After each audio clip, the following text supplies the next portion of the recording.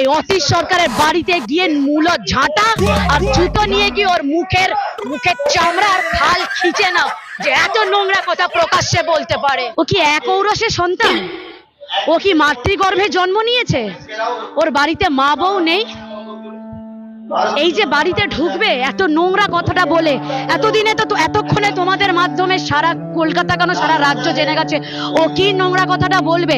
আমি ওর মা, ওর যদি বউ থেকে থাকে বাড়িতে বা কোনো না মহিলা যদি ওর বাড়িতে থেকে থাকে ওই অতীশ সরকারের বাড়িতে, সেই মহিলাকে প্রশ্ন করছি, ওর মাকে প্রশ্ন করছি যে আপনি প্রশ্ন করুন আপনার এই কুলাঙ্গার সন্তানকে যে তুই কি বলেছিস। তুই তো আজকে আমার গর্ভকে অপমান করে এলি রে। তুই তো আমার আজকে 9 মাস 9 দিন 10 দিন যে এত কষ্ট করে একটা মাতৃগর্ভে একটা মা সন্তান ধারণ করে, তুই সেই আমার মুখে থুতু মেরে